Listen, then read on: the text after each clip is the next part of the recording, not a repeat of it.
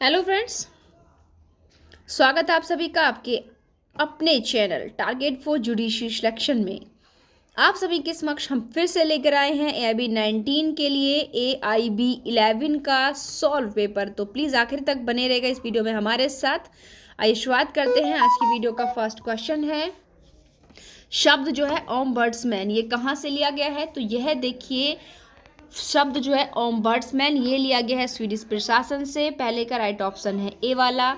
आइए देखते हैं अब सेकंड क्वेश्चन हमसे पूछ रहा है कि आयोग की जांच अधिनियम जो है 1952, इसका सेक्शन 3 के तहत एक जांच आयोग किसके द्वारा अपॉइंट किया जा सकता है? यानी कि जो सेक्शन इसका 3 है, ये पूछे कि सेक्शन के तहत एक जो जांच कमीशन है, इंक्वायरी कमीशन है, उसकी अपॉइंटमेंट किसके द्वारा की जाएगी? तो केंद्र या राज्य सरकार दोनों में से किसी के भी द्वारा की जा सकती है।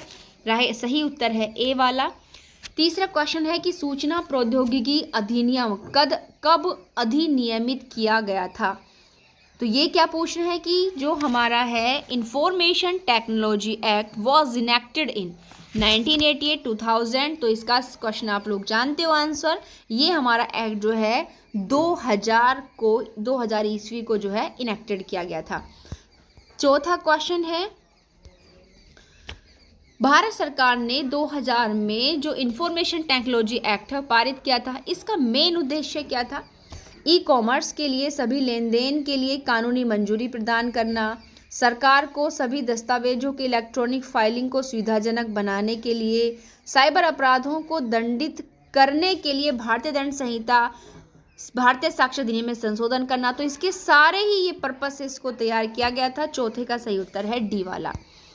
नेक्स्ट क्वेश्चन है, मानव वध का क्या अर्थ है? कल्पेबल होमोसाइड का क्या मीनिंग होता है? What is meant by homicide? Culpable homicide मानव द्वारा घर पर नहीं की गई आत्महत्या, घर पर आत्महत्या, एक इंसान की हत्या एक अन्य इंसान के द्वारा, या पशु द्वारा मानव की हत्या। तो सिंपल सा क्वेश्चन है भाई, एक व्यक्ति जब दूसरे व्यक्ति को मारता है तो वो कल्पेबल होमोसाइड के यानी कि मानव वध होमिसाइड कहलाएगा।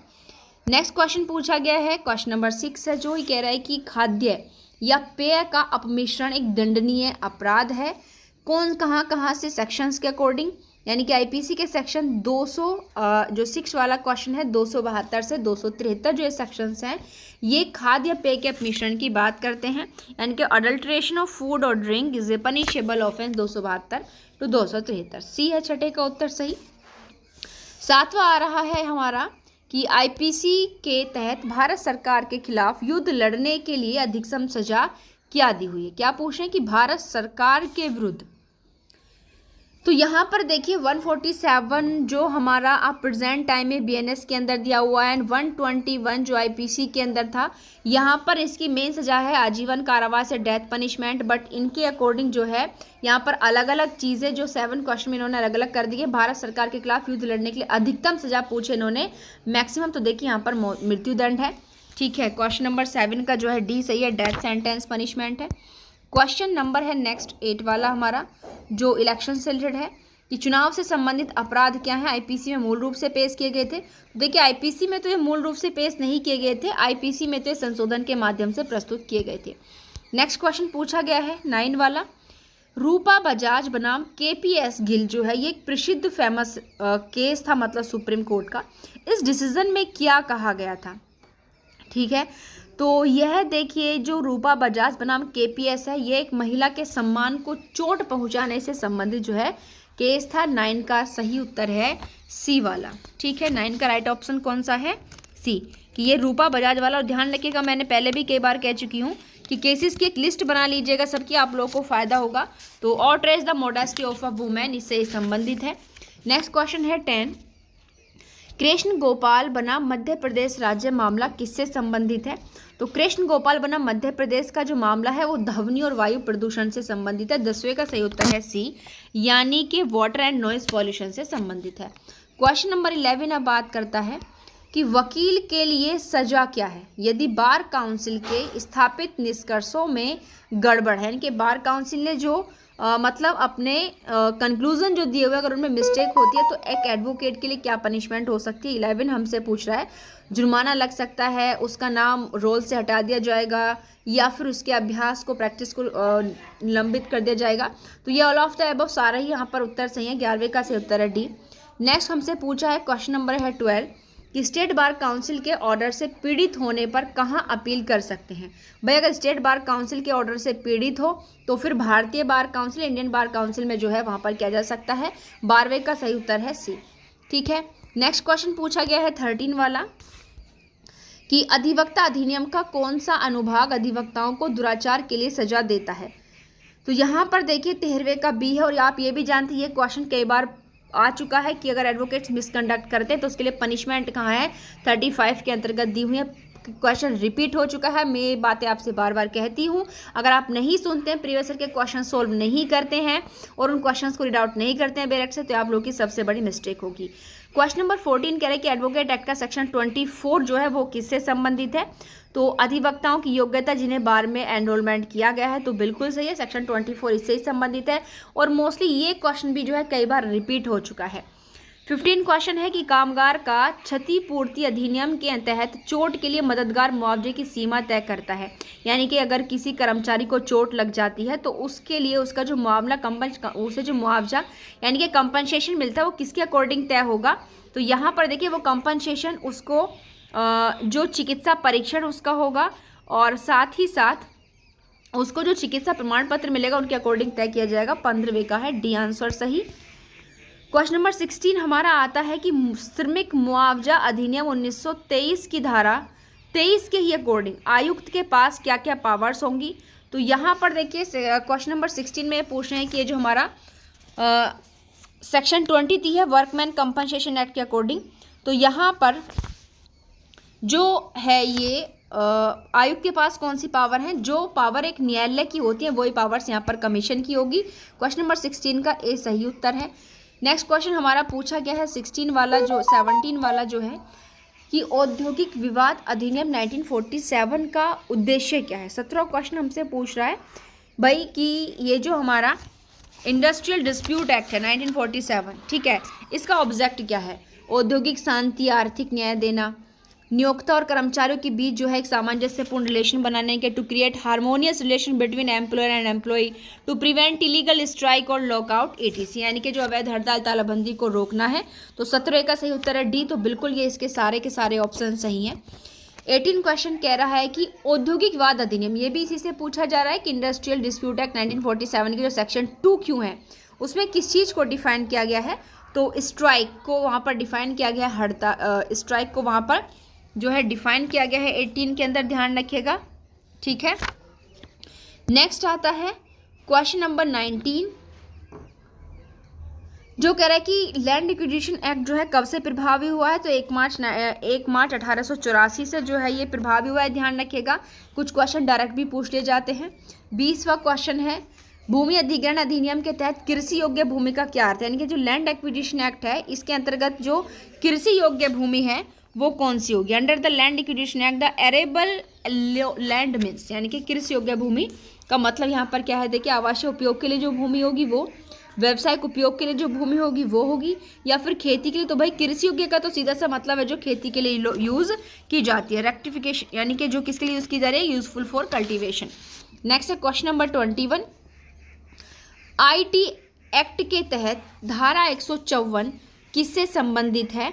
तो यह है देखिए जो IT एक्ट का सेक्शन अगर 154 देखेंगे तो वो गलतियों के सुधार से संबंधित है, यानी कि रेक्टिफिकेशन ऑफ मिस्टेक्स, यानी कि 21 का सही उत्तर है सी वाला। और उसके बाद नेक्स्ट क्वेश्चन है 22 जो कह रहा है कि इनमें से कौन सा इनकम टैक्स के खंड 214 में पूंजीगत आस्ति की परिभाषा में शामिल नहीं है। 22 का सही उत्तर है सी वाला कि व्यापार में कोई भी स्टॉक केंद्र सरकार द्वारा जारी विशेष बेयरर बंद पद 1991, ये दोनों इसमें शामिल है। ठीक है, इनकम टैक्स के जो है खंड 214 में जो पूंजीगत आस्ति शब्द को डिफाइन किया गया उसमें दोनों को शामिल नहीं किया गया, ध्यान रखिएगा। नेक्स्ट क्वेश्चन है 23 जो कहता है कि भाषा जो कि मध्यवर्ती कार्यवाही में यूज़ की जाती है का निर्णय किसके द्वारा किया जाएगा। यानी कि जो लैंग्वेज जो है वो आर्बिट्रल प्रोसीडिंग में जो लैंग्वेज यूज़ की जाती है उस लैंग्वेज के संबंध में कौन डिसाइड करेगा। तो पारस्परिक समझ से निर्णय लेने वाला जो दल होता है, यानी कि parties to decide by mutual understanding, वही लोग तय करेंगे भाई इस चीज़ को। तो इसका सही उत्तर है बी वाला। फिर नेक्स्ट क्वेश्चन है आज की वीडियो का कि जो मध्यस्थम कार्यवाही होती है वो कब समाप्त होगी, यानी कि आर्बिट्रल प्रोसीडिंग जो है कब खत्म हो जाएगी। तो अंतिम निर्णय हो जाने पर, या फिर मध्यस्थम अधिकरण के आदेश के द्वारा, और या फिर जब विवाद करने वाली पार्टी कार्रवाई समाप्त करने के लिए सहमत होती हैं, या फिर उपर्युक्त सभी। तो 24 का सही उत्तर है डी की उपर्युक्त सभी कंडीशन में जो है आर्बिट्रल प्रोसीडिंग खत्म हो जाएगी। लोक अदालत का जो पंचाट है, जो अवार्ड है, वो क्या माना जाएगा। तो ये लोक अदालत का जो पंचाट है वो माना जाता है एक सिविल कोर्ट के डिक्री के समान। तो 25 का सही उत्तर है सी, ध्यान रखिएगा। नेक्स्ट क्वेश्चन भी हमारा आर्बिट्रेशन और कैंसिलेशन एक्ट से है। ये पूछे कि इस अधिनियम की ये अधिनियम 1996 का है। इसकी धारा 18 से 27 किस संबंध में बात करती हैं। तो ये बात करती है न्यायिक मध्यक्षेप की सीमा से, यानी कि मध्यस्थता और सुलह अधिनियम 1996 की अगर धारा 28 से 27 तक देखेंगे तो न्यायिक मध्यक्षेप के बारे में बात करती हैं। ठीक है, उसके बाद हमारा शुरू होता है यानी कि यहाँ पर क्वेश्चन नंबर 27, और क्वेश्चन नंबर 27 जो है डिस्प्यूटेड क्वेश्चन है, यानी कि इसे और जो मॉनिटरिंग कमेटी थी उसने रिजेक्ट कर दिया था क्वेश्चन नंबर 27 को। तो हम आते हैं क्वेश्चन नंबर 28 पर, जो होता है कि डिक्री क्या हो सकती है। तो देखिए डिक्री सिंपल सी बात है, CPC 22 के अकॉर्डिंग बताया गया कि डिक्री या तो प्रारंभिक हो सकती है या फिर डिक्री अंतिम हो सकती है। 28 का है डी। ठीक, क्वेश्चन नंबर 29 भी CPC से है कि CPC में विदेशी निर्णय परिभाषित किया गया है। तो CPC के अंदर विदेशी निर्णय को जो है 26 के अंदर ही डिफाइन किया गया है। 25 में विदेशी न्यायालय को परिभाषित किया गया, विदेशी निर्णय को 26 में डिफाइन किया गया है। लोक सेवा आयोग की स्थापना का प्रावधान भारतीय संविधान में कहाँ किया गया है। तो जब आप आर्टिकल 315 पढ़ेंगे तो वहाँ आपको पब्लिक सर्विस कमीशन की स्थापना के संबंध में प्रावधान मिलेगा। तो देखिए मैंने एक आपको वीडियो बनाया था कि कॉन्स्टिट्यूशन में कहाँ कहाँ से पार्ट पढ़ें, तो ये भी मैंने आपको बताया था कि जो हमारे पब्लिक सर्विस कमीशन चाहे सेंटर का हो चाहे स्टेट का, उससे संबंधित क्वेश्चन आपको प्रिपेयर करने हैं। तो यहाँ पर वही आ गया। निजी स्वतंत्रता में क्या क्या शामिल है, यानी कि जो प्राइवेट फ्रीडम है व्यक्ति का। क्वेश्चन नंबर 31 पूछें कि जो पर्सनल लिबर्टी है उसमें क्या क्या इंक्लूड होगा। हिरासत में हिंसा के खिलाफ अधिकार, दोषी करार से उन्हें अलग करने के लिए परीक्षणों का अधिकार, सार्वजनिक फांसी के खिलाफ अधिकार, उपर्युक्त सभी। तो क्वेश्चन नंबर 31 में हमसे क्या चीज़ें पूछें देखो, यानी कि पर्सनल लिबर्टी जो है किसी व्यक्ति की, हिरासत में हिंसा के खिलाफ, दोषी करार से उन्हें अलग करने के लिए परीक्षणों का अधिकार, या जो पब्लिक तरीके से किसी को फांसी लगाई जाती है, ये सारे राइट जो हैं हमें 31 के अंतर्गत देखने के लिए मिलेंगे। 31 का राइट ऑप्शन होगा डी वाला। ठीक है, आर्टिकल 21 में जो हम पर्सनल लिबर्टी पढ़ते हैं तो सारी चीज़ें उसमें शामिल होती कि भाई अगर कोई व्यक्ति हिरासत में है तो उसके खिलाफ आप हिंसा नहीं कर सकते हो। सार्वजनिक फांसी के खिलाफ अधिकार, आप किसी व्यक्ति को सार्वजनिक रूप में फांसी नहीं दे सकते हो। दीना बनाम भारत संघ के केस में ये फांसी को लेकर बात कही गई थी। भारत के रक्षा बल के सर्वोच्च कमांडर कौन है, 32, तो ये सीधी सी बात है प्रेसिडेंट है। आर्टिकल 50 जो 3 है कॉन्स्टिट्यूशन का वो हमारा कहता है। सुप्रीम कोर्ट के जो जजेस होते हैं उनकी रिटायरमेंट की एज कितनी होती है, 33 पूछा है कि 65 साल होती है, ध्यान रखिएगा। ठीक है, और जो हमारे हाई कोर्ट के हैं उनकी 32 होती है, और सेशन कोर्ट के जजेस की 60 साल होती है। ये हमारे 24 आर्टिकल आप पढ़ेंगे उसमें दी हुई है। आपराधिक प्रक्रिया संहिता जो विषय है, तो देखिए ये कंकरेंट लिस्ट का विषय है। 246 आर्टिकल में दी हुई है तीनों लिस्टें कि किसमें कानून बनाने की पावर किसको है, और कौन सी यानी कि सूची में कौन सी लिस्ट में कितने सब्जेक्ट हैं, ये 7 शेड्यूल में बताया गया है। जमानती और गैर जमानती अपराधों को कहाँ परिभाषित किया गया है, तो CRPC के सेक्शन जो है 35 हमसे सीधी सी बात कह रहा है 2A में इनको परिभाषित किया गया है। क्वेश्चन नंबर 36 आता है कि CRPC का सेक्शन जो है 21, उसके तहत विशेष कार्यकारी मजिस्ट्रेट किसके द्वारा अपॉइंट किया जाएगा, तो ये स्टेट गवर्नमेंट अपॉइंट करेगी, ध्यान रखिएगा। 37 कह रहा है कि पुलिस गिरफ्तार व्यक्ति के बारे में व्यक्तिगत खोज कर सकती है, 37 कह रहा है तो बिल्कुल उसको जो है उसकी तलाशी ले सकती है, 51 के अंतर्गत ये बात कही गई है। 37 का सही उत्तर है सी। विशेष न्यायालय उच्च न्यायालय के अधीन है, उच्च न्यायालय से बड़ी है, तो ये क्वेश्चन भी देखिए मॉनिटरिंग कमेटी के द्वारा चैलेंजिंग है, सीधी सी बात है। क्वेश्चन नंबर 38 वाला भी कि जो स्पेशल कोर्ट्स होते हैं वो इनके अधीन नहीं होते, बल्कि वो तो क्या है, गवर्नमेंट के अंडर में काम करते हैं। क्वेश्चन नंबर 39 है हमारा, सीआरपीसी का सेक्शन 159 के तहत शक्तियों का उपयोग मजिस्ट्रेट द्वारा किया जा सकता है। ठीक है, यानी कि 159 के तहत जो पावर दी हुई है उनका उपयोग कौन करेगा, मजिस्ट्रेट करेगा। जब पुलिस कब कर सकता है, जब पुलिस मामले की जांच न करने का फैसला करती है, जब जांच चल रही हो, ए और बी दोनों या उपरोक्त में से कोई नहीं। तो 39 के इनमें से कोई सा भी जो है ऑप्शन सही नहीं है। क्वेश्चन नंबर हमारा आता है 40, जो ये कह रहा है कि जांच के दौरान दर्ज किए गए वक्तव्य को धारा 161 के तहत परीक्षण में इस्तेमाल किया जाना। यानी कि 161 क्या कह रहा है कि पुलिस द्वारा साक्ष्यों की परीक्षा, जो बीएनएसएस के सेक्शन 180 180 के अंतर्गत आपको देखने के लिए मिलेगी। तो इसके अंतर्गत अगर पुलिस साक्ष्यों की परीक्षा लेती है तो वो केवल गवाह की पुष्टि के लिए यूज़ की जा सकती है, अदरवाइज उसको किसी यूज़ में नहीं ले सकते।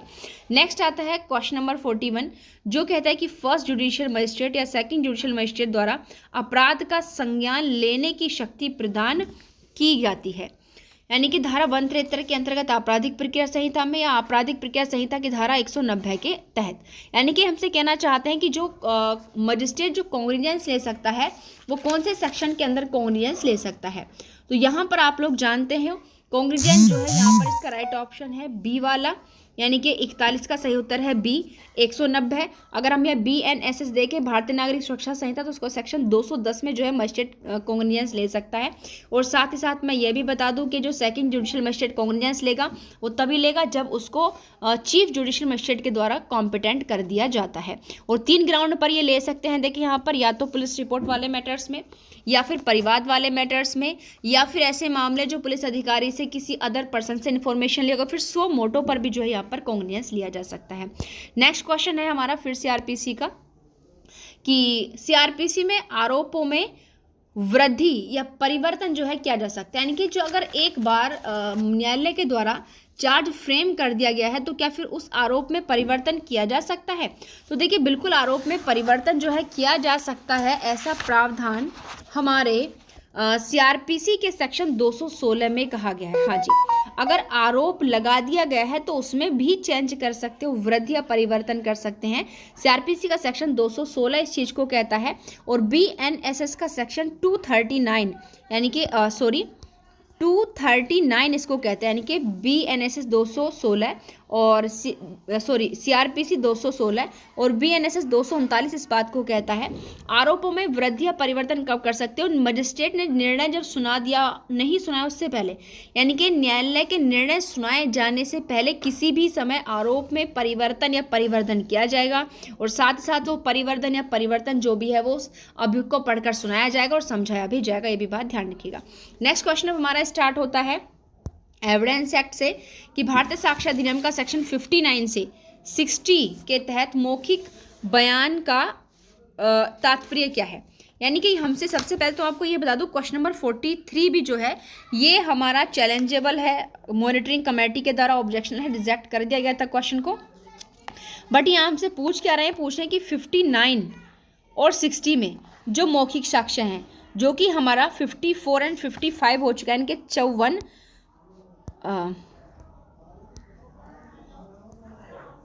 और 55 हो चुके हैं हमारे किसके, बीएसए के। तो यहाँ पर हमसे पूछ रहे हैं कि इनसे में मौखिक बयान का क्या मतलब है। गवाह द्वारा अदालत के सामने दिए गए बयान, आरोपी द्वारा पुलिस के सामने दिए गए बयान, गवाह के तथ्यों द्वारा दिए गए बयान और सही। तो यहाँ पर देखिए कोई सा भी ऑप्शन सही नहीं है, इसलिए क्वेश्चन रिजेक्ट कर दिया गया था कि भाई क्वेश्चन सही पूछा बट उसका ऑप्शन एक भी सही नहीं है, क्योंकि 59 और 60 के अकॉर्डिंग देखिए ये चीज़ें दी हुई हैं। सेक्शन जो हमारा 60 है वो सीधा सीधा ये बात करता है कि मौखिक साक्ष्य प्रत्यक्ष होना चाहिए, जो कि 55 बात करता है बीएसए का। प्रत्यक्ष मतलब भाई जिस व्यक्ति द्वारा वो साक्ष्य दिया जा रहा हो, या तो उसने देखा हो, या उसने सुना हो, या उसने इंद्रियों से महसूस किया हो, वो सारी चीज़ें इसके अंतर्गत शामिल होती है। बट यहाँ आप लोग देख पा रहे हैं इनमें से यहाँ कोई भी ऑप्शन नहीं है। साक्ष्य अधिनियम के तहत कोर्ट में कौन कौन सी शब्दों को जो है शामिल किया गया है, तो यहाँ पर देखिए सभी न्यायाधीश और मजिस्ट्रेट सब शामिल किए गए। 44 का सही उत्तर है डी वाला।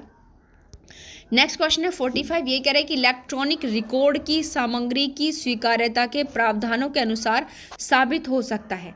क्वेश्चन नंबर 45 का सही उत्तर देखिए कौन सा है, कि इलेक्ट्रॉनिक रिकॉर्ड की सामग्री यानी कि 65 बी जो है हमारा, सबसे पहले तो मैं आपको ये बता दूं कि यहाँ पर इलेक्ट्रॉनिक रिकॉर्डों की सामग्री की स्वीकार्यता साबित होने से संबंधित जो है 45 का सही उत्तर है सी 65B। और ये 65B के प्रोविज़न जो है हमारे BNBSA के सेक्शन 63 में कर दिए गए हैं। ध्यान रखना 65B की चीज़ें 63 के अंदर है, इलेक्ट्रॉनिक रिकॉर्ड की सामग्री की स्वीकार्यता को साबित करने से संबंधित चीज़ें, कि अगर इलेक्ट्रॉनिक रिकॉर्ड की कोई चीज़ है तो उसको साबित करने के लिए यहाँ पर सर्टिफिकेट देना होगा, ऐसा ये कहता है। भारतीय साक्ष्य अधिनियम के प्रावधानों के अनुसार सार्वजनिक रिकॉर्ड नहीं है, यानी कि पब्लिक डॉक्यूमेंट्स कौन सा नहीं होगा। सबसे पहले तो मैं आपको यहाँ पर बता दूँ कि पब्लिक डॉक्यूमेंट के संबंध में जो प्रावधान किया गया सेक्शन 74 के अंतर्गत जो है किया गया है हमारे नए वाले एक्ट में 74 में, जो आप लोग 74 और 75 पढ़ते थे। तो यहाँ पर कौन सी चीज़ें नहीं मानी जाएंगी इसके अंतर्गत 46 कह रहा है, संप्रभु प्राधिकारी के कार्यों या रिकॉर्ड बनाने वाले दस्तावेज, आधिकारिक निकायों न्यायाधिकरणों के कार्यों का रिकॉर्ड बनाने वाले दस्तावेज। उसके बाद कह रहा है कि दस्तावेजों वकील और नोटरी कार्यालय से पत्राचार। तो सीधी सी बात आप जानते हैं कि वकील और नोटरी कार्यालय से जो पत्राचार है वो आपका सार्वजनिक रिकॉर्ड नहीं होगा। 46 का सी सही है। 47 हमसे ये पूछ रहा है कि मोटर वाहन अधिनियम 1988 की धारा 67 प्रदान करता है। तो 47 का सही उत्तर है डी, कि मोटर वाहन अधिनियम 1988 की धारा 67 जो है वो सड़क परिवहन को नियंत्रित करने की राज्य सरकार की शक्ति से संबंधित है। ध्यान रखिएगा। नेक्स्ट क्वेश्चन है 48, हिंदू दत्तक ग्रहण और रखरखाव अधिनियम के तहत जो व्यक्ति लिया जाता है वो हिंदू ही होना चाहिए। हिंदू हो या यहूदी हो, तो सीधी सी बात है भाई, हिंदू एडॉप्शन एक्ट के अकॉर्डिंग ले रहे हो तो वो हिंदू ही होना चाहिए। किस वर्ष से पहले हिंदुओं में बहुविवाह की अनुमति थी? 49 कह रहे तो भाई 1955 से पहले, क्योंकि सेक्शन 5 जो है हिंदू मैरिज एक्ट का इस चीज़ को मना कर रहा है। 50 क्वेश्चन कह रहा है कि अब मोहन अपनी बहन की बेटी कृति से शादी करते हैं। मोहन अपनी बहन की बेटी से ही शादी कर रहा है, तो शादी अमान्य है, क्योंकि ये हमारा जो है एक्ट भी मना करता है। अगर आप देखें सेक्शन 3 के अकॉर्डिंग हिंदू मैरिज एक्ट का, तो वो आपका सापेंड रिलेशनशिप एंड प्रोहिबिशन के अंतर्गत ये आपका आएगा। तो ये जो प्रतिसिद्ध नातेदारी उसके अंतर्गत आ रहा है, तो वह यहाँ पर शून्य होगा, मान्य नहीं होगा। 50 का ए। क्वेश्चन नंबर 51 है कि जल अधिनियम के दायरे में धारा का अर्थ परिभाषित किया गया है, उसमें एक नदी शामिल है लेकिन जलमार्ग नहीं है। तो देखिए जल अधिनियम के दायरे में धारा का जो अर्थ परिभाषित किया गया है, ठीक है, उसमें चीज़ें शामिल हैं हमारी, एक नदी, एक जलमार्ग, भूमिगत जल शामिल है। 51 का सही उत्तर है डी। नेक्स्ट पूछा है कि जो हमारा नेगोशिएबल इंस्ट्रूमेंट एक्ट है उसकी सेक्शन 138 के अंतर्गत आरोपित बाउंसिंग चेक केसों की जांच करता है। 52 का सही आंसर है सी वाला, मजिस्ट्रेट अदालत, ठीक है, मजिस्ट्रेट कोर्ट कर सकता है। क्वेश्चन नंबर 53 कहता है इनमें से क्या शिल्प प्रकृति का नहीं है? जुलूस ले जाने का अधिकार, एक मंदिर में पूजा का अधिकार और जाति और धर्म का अधिकार। तो देखिए जाति और धर्म का अधिकार जो है ये मेनली शिल्प प्रकृति के अंतर्गत शामिल नहीं हो सकता। एक वीडियो हमने सीपीसी का जब बनाया था तो क्वेश्चन उसमें सब शामिल थे।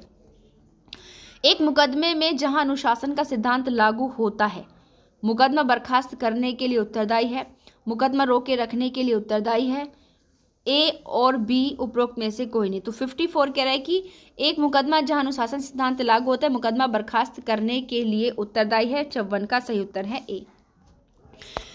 55 कह रहा है कि धारा 16 सीपीसी के तहत अचल संपत्ति से संबंधित मुकदमे को अदालत में दायर किया जा सकता है जिसका स्थानीय अधिकार क्षेत्र हो। सेक्शन 16 के अकॉर्डिंग जहाँ संपत्ति स्थित है, जहाँ प्रतिवादी स्वेच्छा से रहता है या व्यवसाय करता है, तो 55 का सही उत्तर होगा सी। ये दोनों ही चीज़ें यहाँ पर दी हुई हैं, ए और बी वाला। अभिवचन का क्या मतलब है? वाद पत्र और लिखित कथन, बिल्कुल यही दोनों जो अभिवचन में शामिल होते हैं।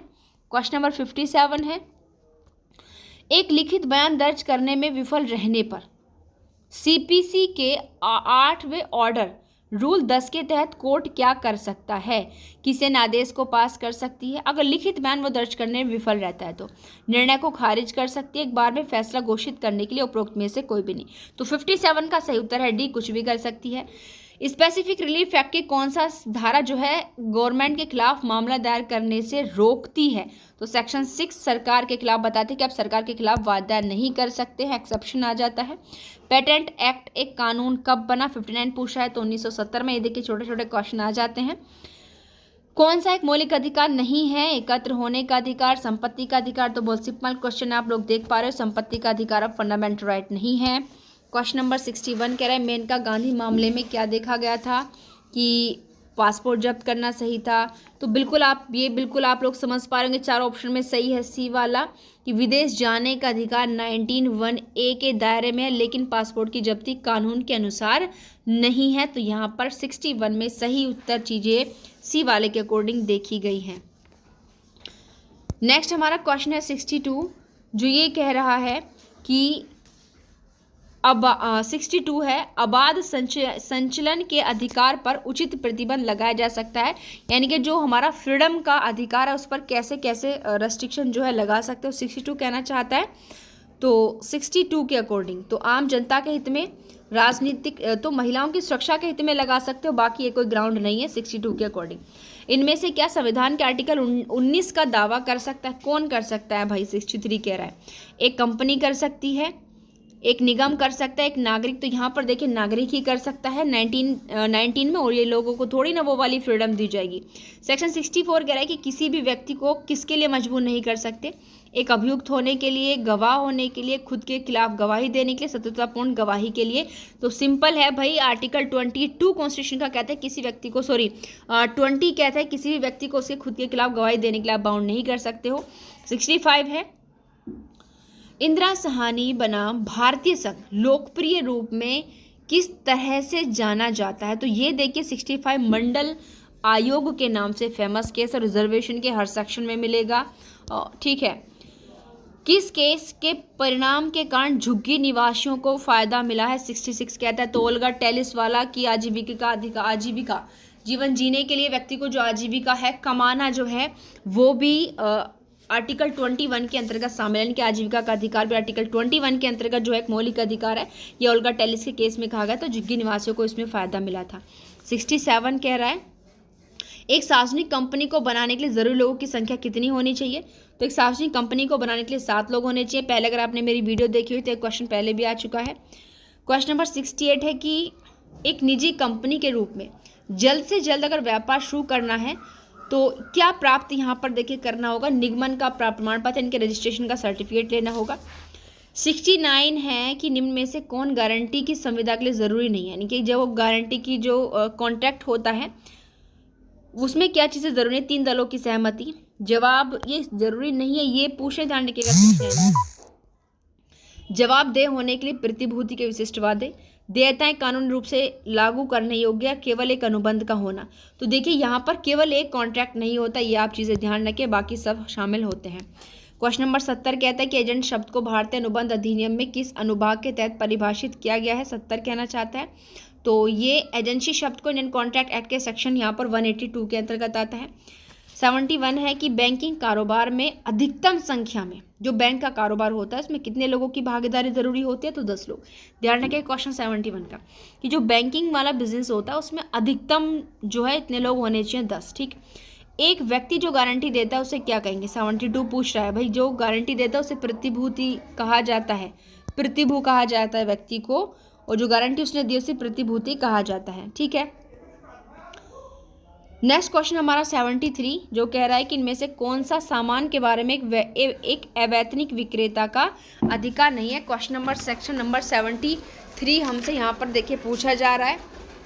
ठीक है, कि इनमें से कौन सा सामान के बारे में एक अवैतनिक, यानी कि क्वेश्चन नंबर 73 है हमारा यहाँ पर, तो 73 का देखिए राइट ऑप्शन है डी वाला, यानी कि मूल्य का पता लगाने के लिए जो है अवैतनिक विक्रेता का अधिकार नहीं है।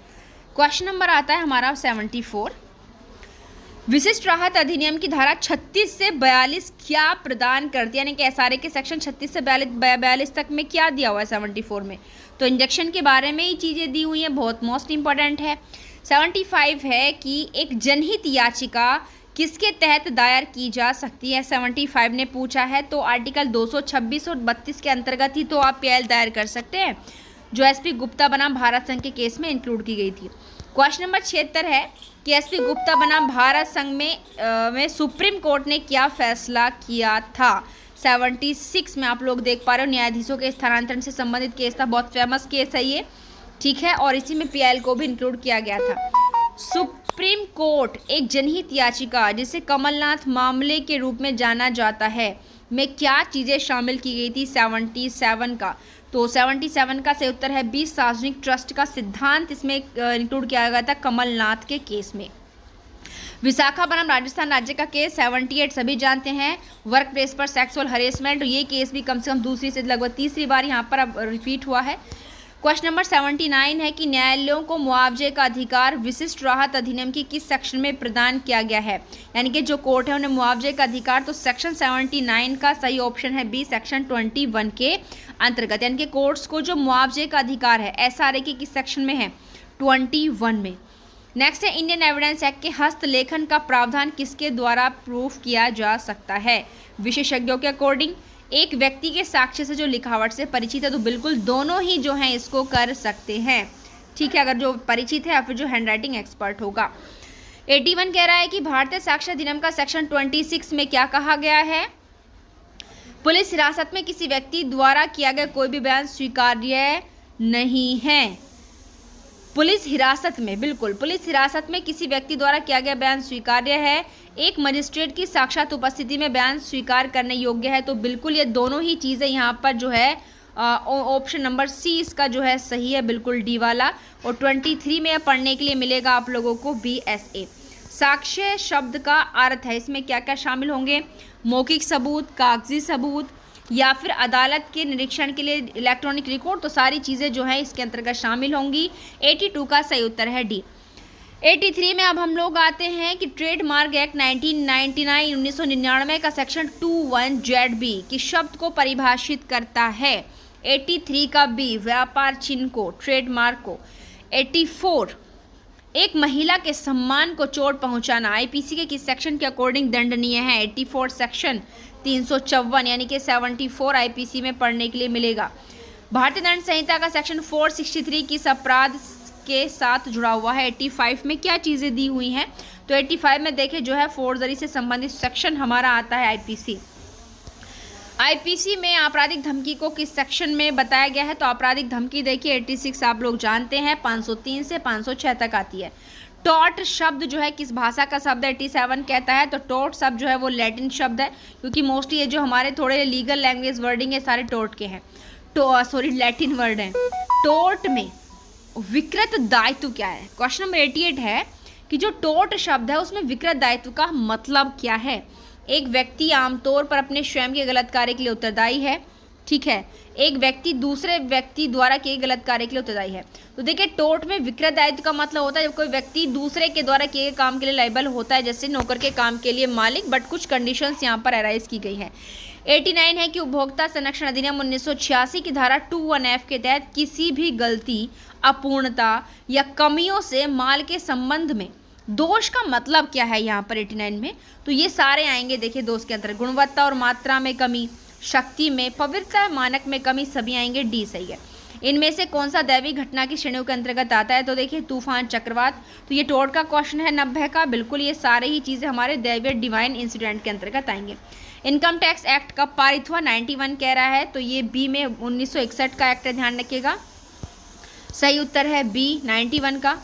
क्वेश्चन नंबर 92 हमारा कहता है कि आय को इनकम टैक्स की धारा 24 के तहत किस रूप में परिभाषित किया गया है, 92 का यहाँ पर देखिए 92 भी हमारी मॉनिटरिंग कमेटी द्वारा एग्जैक्ट क्वेश्चन है। अब हम आते हैं 93 पर, जो कह रहा है सीपीसी का सेक्शन 80 के प्रावधान किस पर बाध्यकारी होते हैं, 93 तो सभी पर होते हैं, हाई कोर्ट हो, नागरिक न्याय यानी कि सिविल कोर्ट हो या फिर जिला न्यायाधीश हो, सभी पर होंगे। 94 अब हमसे कह रहा है कि अस्थायी संयोजन प्रदान किया जा सकता है, 94 का सही उत्तर है बी, एक पक्षीय। अस्थायी संयोजन किसे प्रदान किया जाएगा, एक पक्षीय। अपील करने का जो राइट है वो कैसा राइट है, क्वेश्चन नंबर 94 है पूछ रहा है, सॉरी 95 में बताया गया है कि अपील का राइट किस प्रकार का होता है भाई, प्राकृतिक है, इनहेरेंट है या फिर वैधानिक है। तो भाई अपील का अधिकार इनहेरेंट नहीं होता है, वैधानिक है, जहां हमारी लॉ ने जिस मैटर्स में कह दिया वहीं अपील हो सकता है, अदरवाइज अपील नहीं होगी। इंडियन सक्सेशन एक्ट में अंतिम संशोधन कब किया था, 96 कह रहा है, तो यहाँ पर 2002 में अंतिम संशोधन हुआ था इंडियन सक्सेशन एक्ट के अंतर्गत। क्वेश्चन नंबर 97 है कि कौन सा कथन यहाँ पर देखिए सही है, 97 का, कोड पत्र के बिना इच्छा पत्र वशियत बन सकते हैं, इनके जो कोड पत्र है उसके बिना भी वशियत बन सकती है। 98 कहता है कि भारतीय उत्तराधिकार अधिनियम का सेक्शन 63 एक वशियत प्रमाणित होनी चाहिए, ऐसा कह रहा है। किसके द्वारा प्रमाणित होनी चाहिए? तो 2 या अधिक गवाहों के द्वारा प्रमाणित होनी चाहिए। 98 का बी। 99 कह रहा है कि मुस्लिम कानून के तहत इद्दत का क्या मीनिंग है? शादी के अवसर पर दिए गए उपहार, अपनी पत्नी को तलाक के लिए पति का अधिकार, यौवन प्राप्त करना। तो 99 का डी है। इनमें से कोई सा भी मीनिंग जो है इद्दत का नहीं है, ध्यान रखना।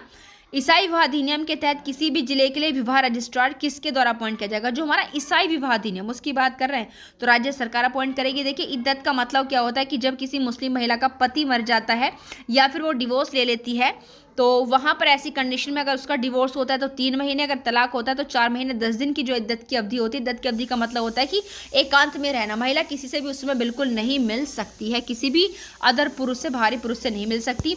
तो ये हमारा AIBE 11 का सॉल्व पेपर था। तो प्लीज़ इस वीडियो को ज़्यादा से ज़्यादा शेयर करें, सभी स्टूडेंट्स इसको पूरा देखें, क्योंकि एडमिट कार्ड इशू हो चुके हैं, 22 दिसंबर को एग्जाम है। तो प्लीज़ ज़्यादा से ज़्यादा MCQ सॉल्व करें। धन्यवाद।